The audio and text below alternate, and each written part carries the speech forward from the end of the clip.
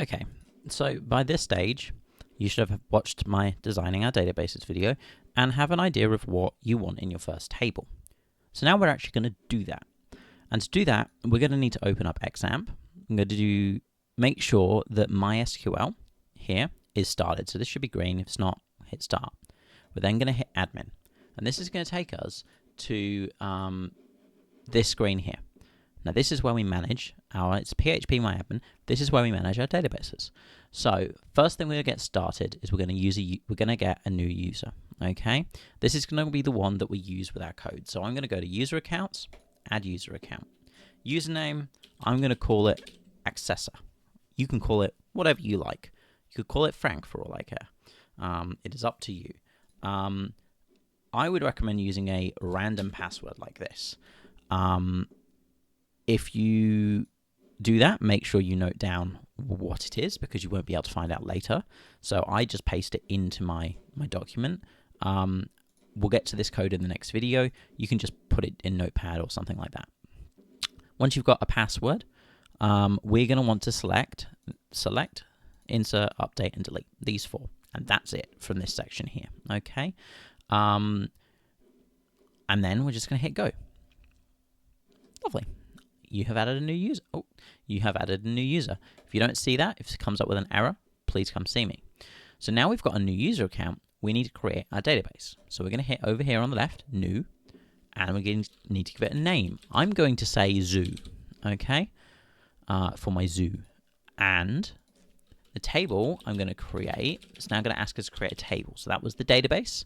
Databases can have lots of tables in them, okay, like a folder can have files. Now we're going to create a table.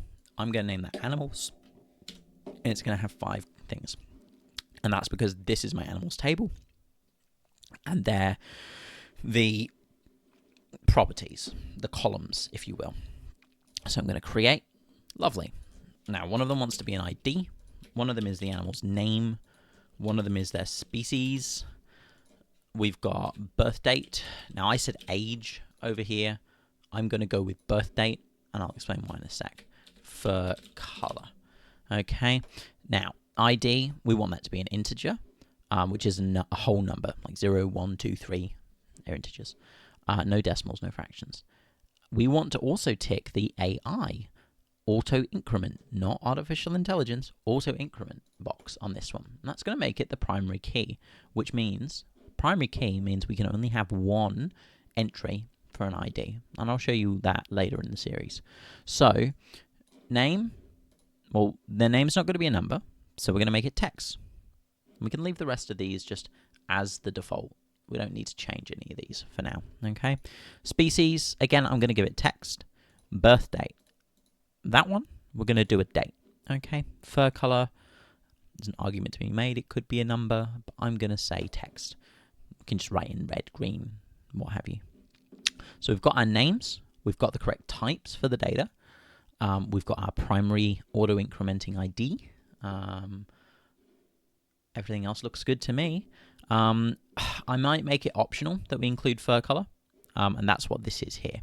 Null, if you tick it, means that the property can be empty. So if you think about a form, when you submit on a website, it says you need to give me your email, your phone, your name, or something like that.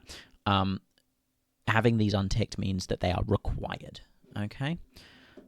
So now we can hit save, and if all things have worked properly, it should come up like this. You can see that all of those columns come up.